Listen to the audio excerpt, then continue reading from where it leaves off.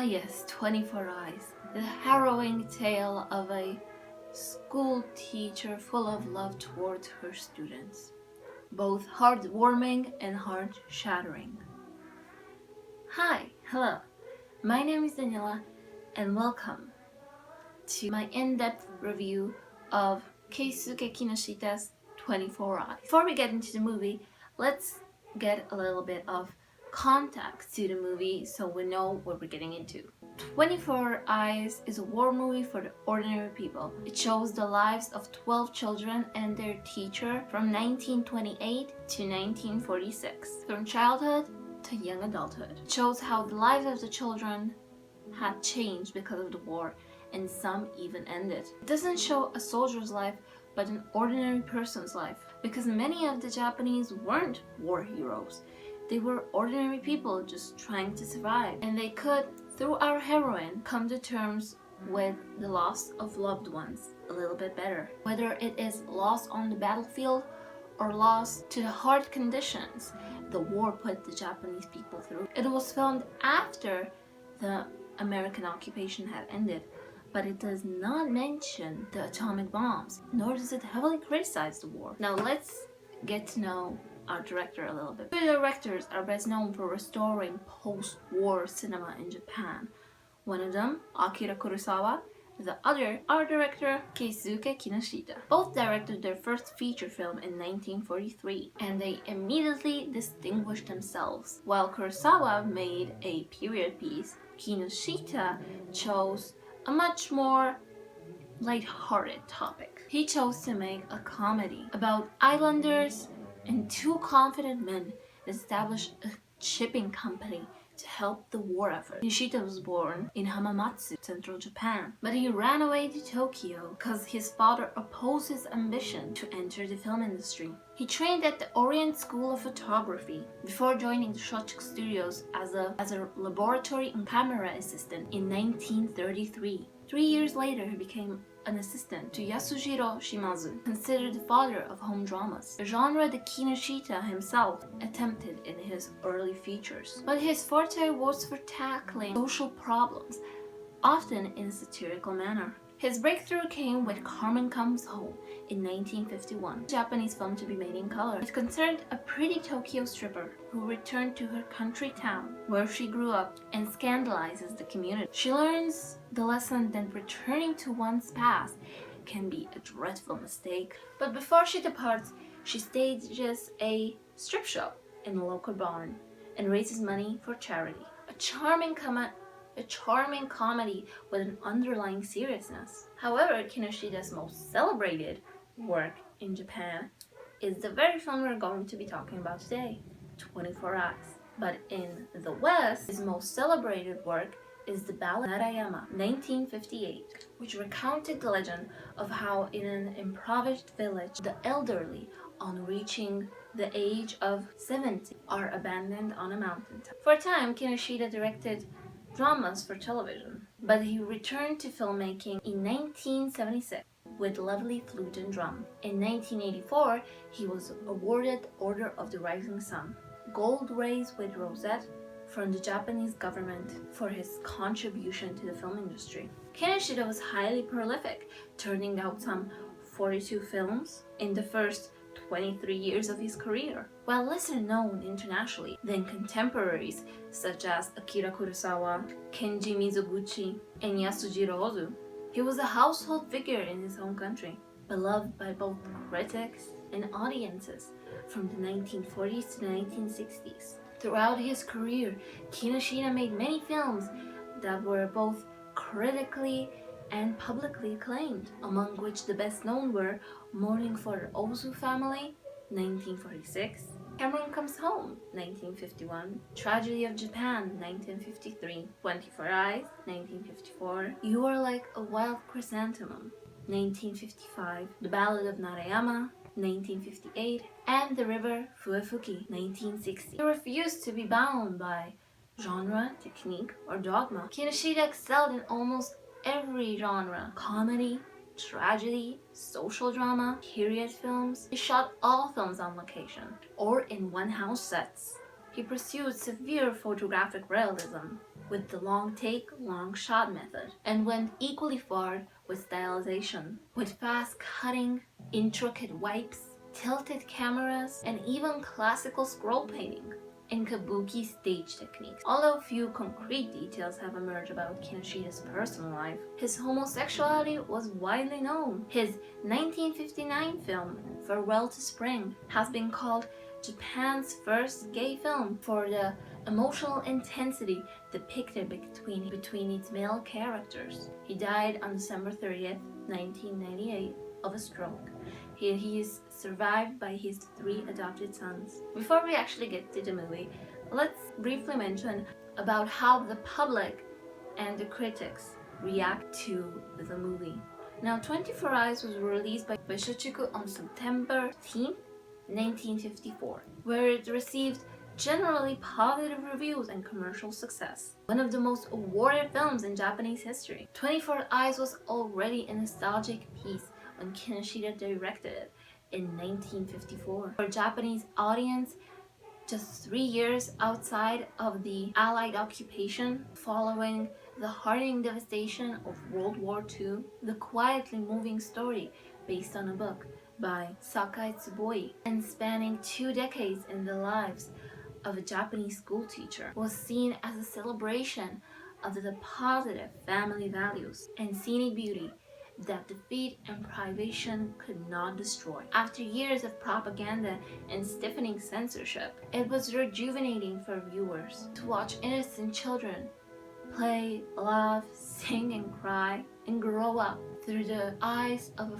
fresh-faced, smart, and affectionate young teacher, played by the beautiful Hideko Takamina. 24 Eyes was undoubtedly a woman's film, honoring the endurance and sacrifice of a mother and daughter trying to preserve their families and providing a cathartic cry. It lives on, however, not as a melodramatic tearjerker, but as a meticulously detailed portrait, as what are perceived as the best qualities in the Japanese character: humility, perseverance, honesty, love of children, love of nature, and love of peace. Watching 24 Eyes, everyone could empathize and openly acknowledge the pain they had suffered silently throughout the war. And with Takamina's Miss Oishi, they could rejoice with having survived to be reunited with loved ones. The film received a number of awards, including the Kinema Junpo Best One Award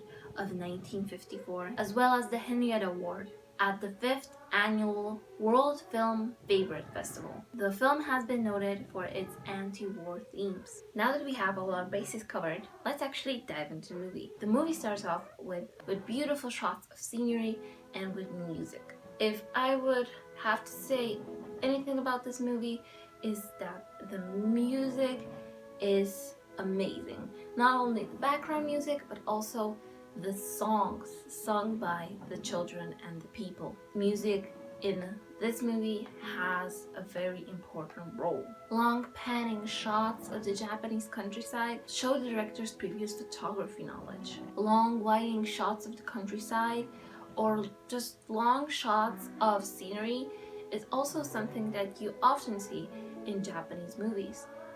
Whereas Western movies usually show you the character you are going to be following, Japanese movies like to first show you the setting that the story is going to unfold in. We see a group of school children coming down the road, and they run at a woman near a cart. We learn that she is their former school teacher, now going off to get married. And here we first hear about our main heroine, Miss Oishi. We learn that she is a young teacher who is very excited to work, and that she is very small and petite, which doesn't coincide with her name, as Oishi means big rock, and since she is very small and petite, children make fun that she is not a big rock, but a small pebble. Not long after, we actually get to see our main heroine. We see her riding through the village and the reactions of the people around her. We see the reactions of the students, that are shocked and surprised and curious about the new school teacher, and we see the reactions of the villagers that are much more sinister. They see Miss Oishi as a modern woman, and are dissatisfied with how she presents herself. Back at school, the children are more curious about Miss Oishi in a good-mannered way. They want to know more.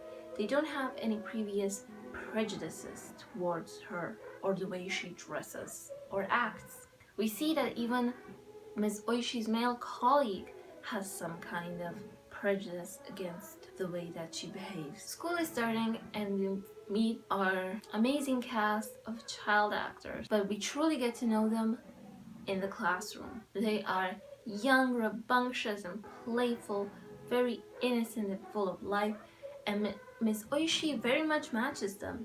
She is fresh-faced, young, and also full of life, ready to take on these students and not just be their teacher, but be their mentor and friend. We can see the way Miss Oishi treats the student. She asks questions about their families, writes down nicknames, and is very much playful and interested in them. And while we can see that Miss Oishi has the potential to be a great teacher, taking interest in the students much more than an average teacher, the parents of the children and the villagers don't seem to agree on this. They find Miss Oishi's caring as being nosy, snobbish, and even picking favorites. We have an interesting scene that you wouldn't find in many Japanese movies, and that is the scene mentioning the emperor.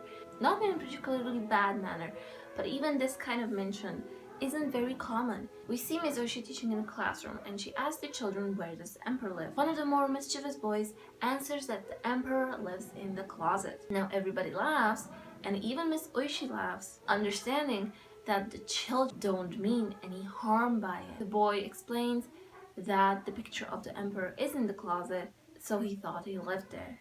Miss Oishi very lightheartedly explains that the picture of the emperor is there because they don't have room on the wall. Miss Oishi, again, we see very lighthearted to the children, as maybe another teacher would punish the boy. We have a montage of scenes with Miss Oishi and the children playing and singing songs. This is another great example of music being very well placed in this film. We can see the children playing and bonding with Miss Oishi, forming a lasting bond, making their relationship stronger. And then we get a peek into Miss Oishi's private life. She's at home grading papers while her mother is sewing a dress, and we find out that she is aware about the stigmas towards her wearing a suit and riding a bicycle. But she explains that she wouldn't wear a suit or ride a bicycle if the school was closer. She's just doing it out of practicality more than out of fashion or modernization. The gloomy conversation of Miss Oishi's mistreatment from the villagers matches the gloomy weather, but when Miss Oishi thinks of her 12 pupils, she can't help but smile and be excited about teaching them. As her mood lightens up, so does the weather. A scene where Miss Oishi pushes through the harsh wind after a storm can be explained as a metaphor of Miss Oishi pushing through life, despite the hardships. After the storm, the roads are blocked and Miss Oishi and the children help clean them up. Some of the children come running and say the mischievous boy that said that the emperor lived in the closet, that his house caved in, and they say that they saw him sitting in a closet. At first horrified, they make light of the situation by saying maybe he was pretending to be an emperor, an inside joke between Miss Oishi and the students. However, the adults do not see it as Miss Oishi and the children being close, but instead they see it as Miss Oishi laughing at the misfortune of the poor villagers. Miss Oishi, taken back by the comment, brushes it off for the good of the children and moves on. Later at the beach, she is singing and playing with the children again, and the children they decide to play a prank on Miss Oishi. They dig a hole in the ground and call her over. But the prank goes wrong when Miss Oishi falls into the pit but can't get back up. Visibly hurt and in distress, she still manages to try to calm down the children that are crying when they see her hurt. She is taken to the hospital and later we find out that she had snapped a tendon. Miss Oishi's responsibilities to teach a student fall on the older male gentleman teacher. And here we see a very contrasting teaching style to Miss Oishi's. The teacher is very stuffy, very closed off and professional, and instead of teaching kids fun folk songs or fun games, he tries to teach the students school songs. When the children are non-compliant, he marks them as hard to teach and problem children, something that Miss Oishi would never do. And in the end gives up and lets the children sing what they want. Because the children miss Miss Oishi, they decide to go and visit her. Previously in the movie it was mentioned that a bike it already takes about an hour. The children, not really having a concept of distance and time, however decide to go on foot to Miss Oishi's, and they decide to tell no one.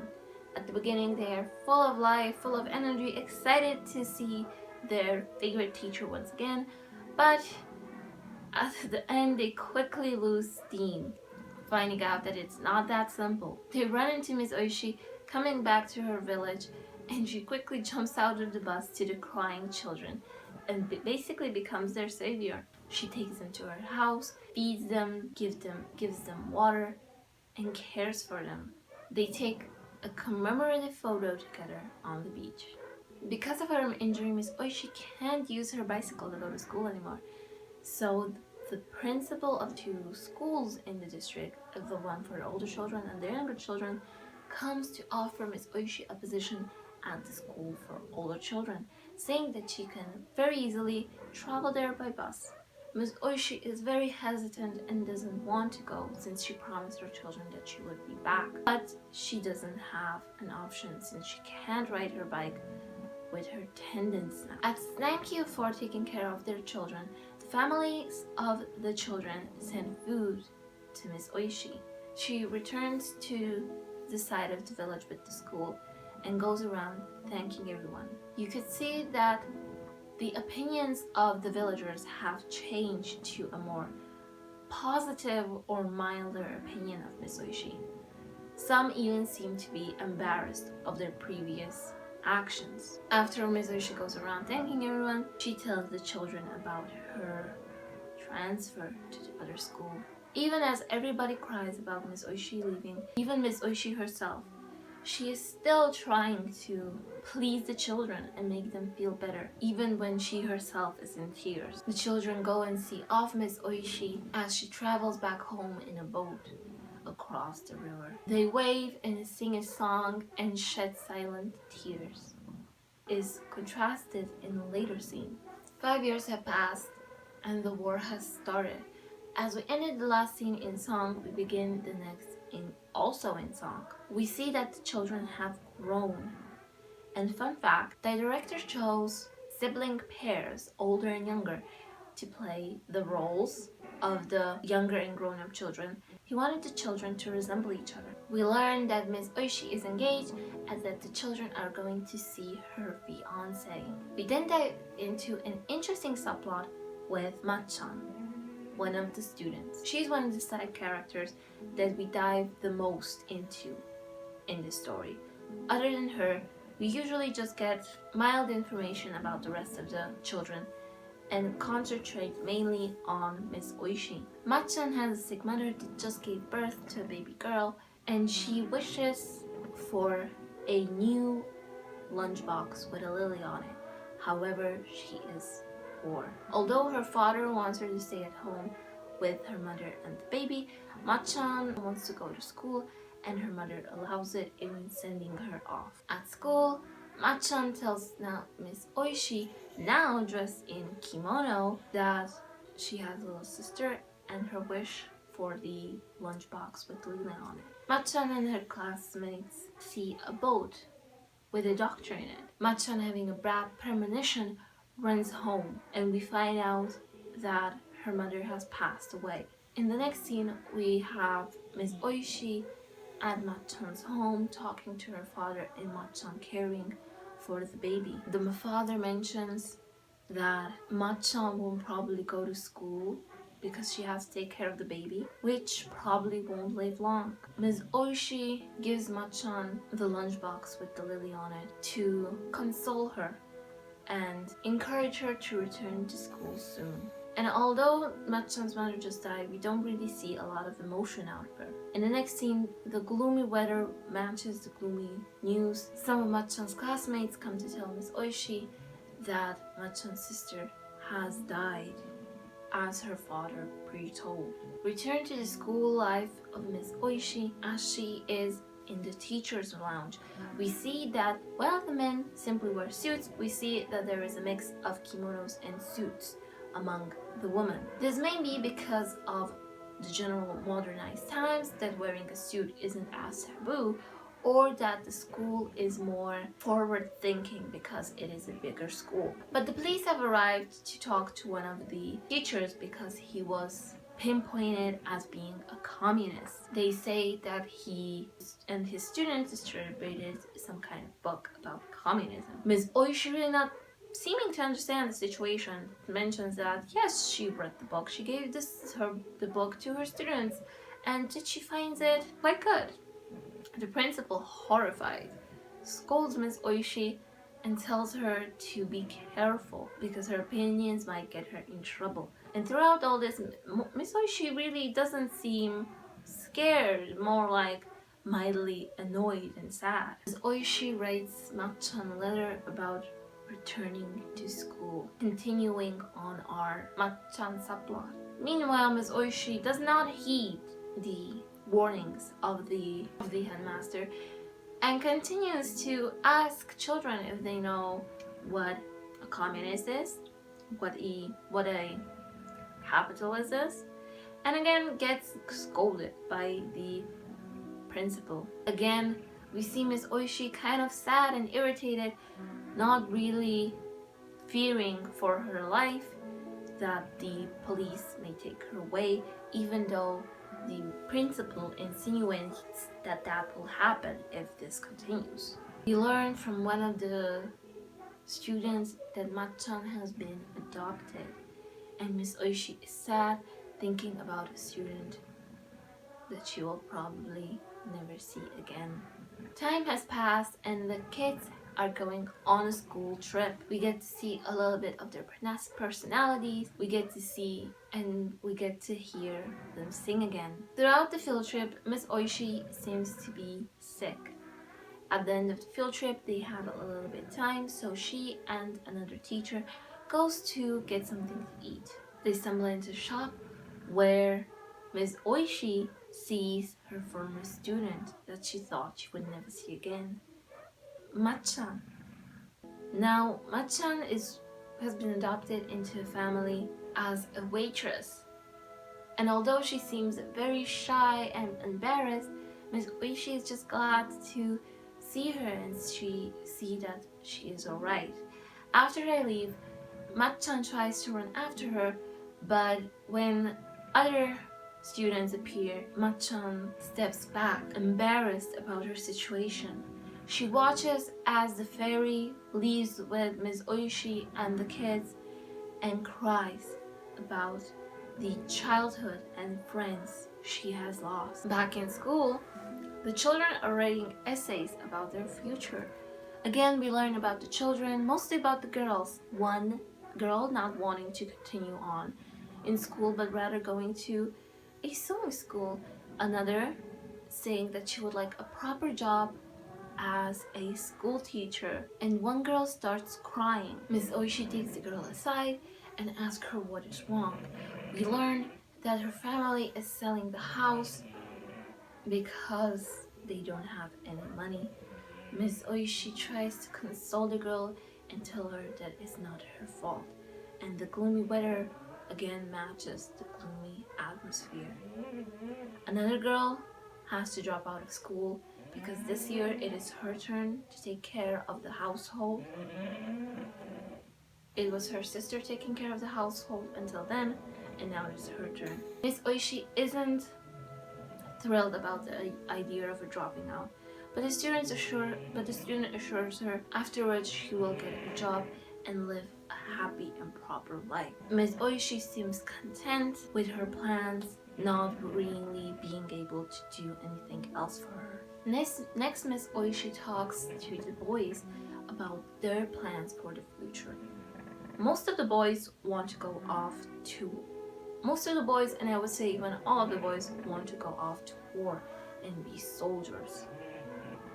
While Miss Oishi doesn't particularly say that they shouldn't go off to war and shouldn't be soldiers, she expresses her disdain with soldiers, and in saying that she would rather prefer a fisherman or a rice seller, being very careful about what she says to them. A worried mother calls Miss Oishi to her home, saying that she doesn't know what to do with her daughter. Her daughter wants to go off and study music and become a singer, while they have a family restaurant that needs to be run. Miss Oishi, understanding both points of view, can't really side with one of the other. She said that she understands, but that she really can't express her opinion on the matter, and that all she wishes for any of her students is to be happy. And that is the only thing that she could wish for her, no matter what she chose in life. She just wished for her to be happy. Miss Oishi gets called into the principal's office once again.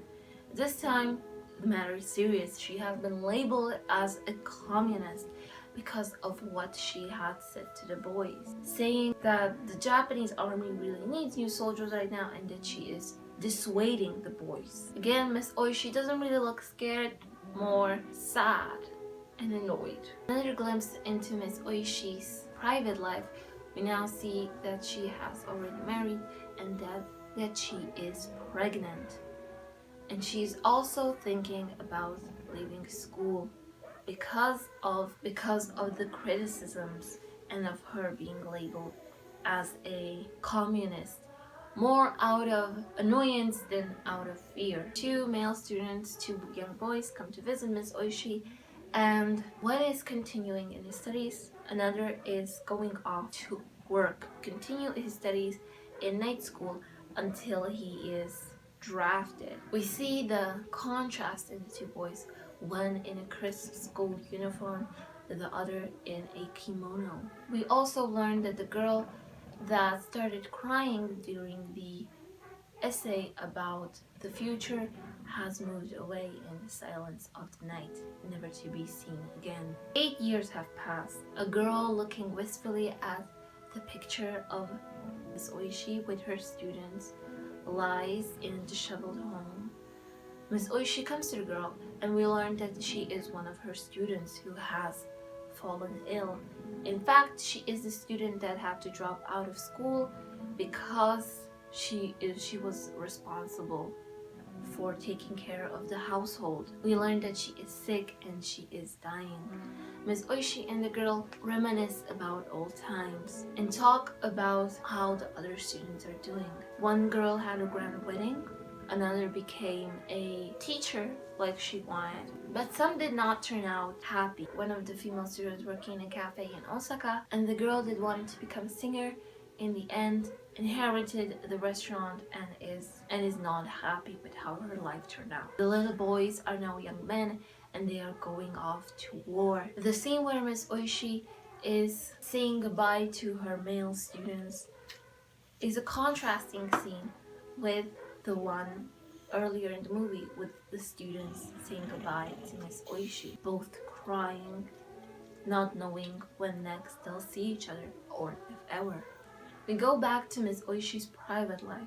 We see that she has now 2 boys and a little baby girl, and her husband has just been called off to war as well. Time passes. Now Miss Oishi's oldest son hungers for the glories of war, to Miss Oishi's disdain. When Miss Oishi expresses her opinion about the war, her children call her a coward. And during that conversation, Miss Oishi's mother passes away. One tragedy follows the next, and in gloomy weather, we find Miss Oishi comes to tell her oldest son that their father has passed away.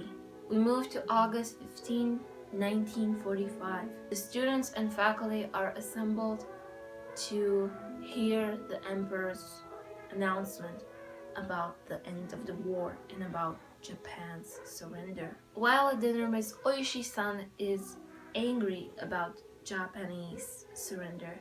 He feels it to be a personal loss, whereas Miss Oishi just seems to be glad it's over, just not happy, not sad, just content.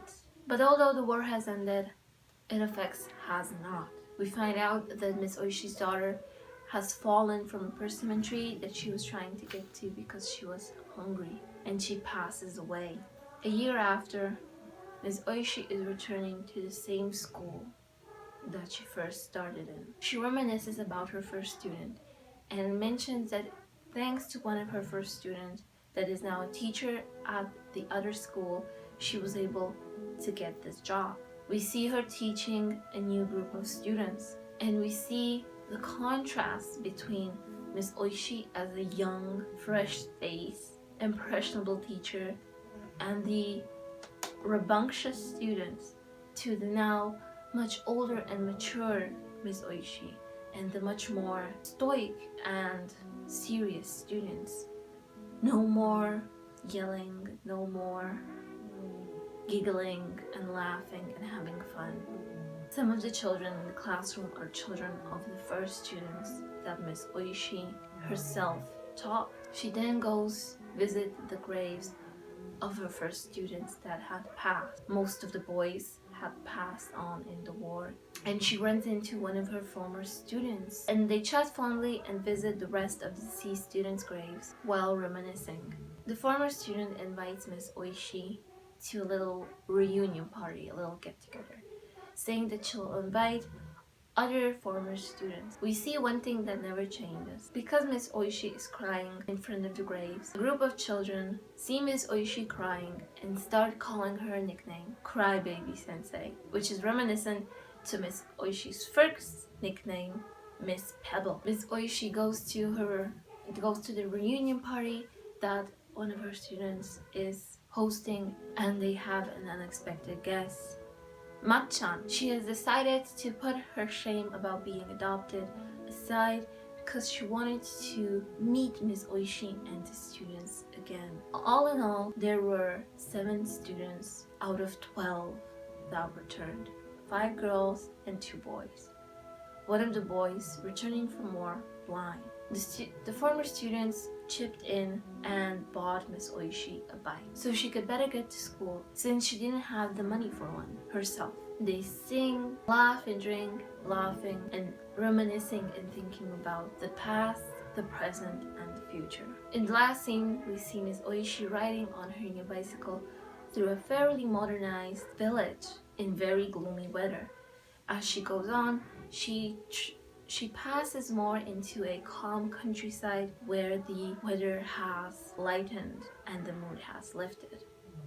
This could be a symbol of moving from the bad times into the better. The main themes in this movie are the innocence of children, the love of a teacher, and the perseverance of the ordinary person. Keisuke Kinoshita has a lot of similar themes in some of his other movies, such as The Guardian of Woman, Carmen Comes Home, or Immortal Love, and I would recommend any of these movies if you enjoyed this one. Thank you so much for watching. Hope you enjoyed my analysis, and have a lovely rest of your day.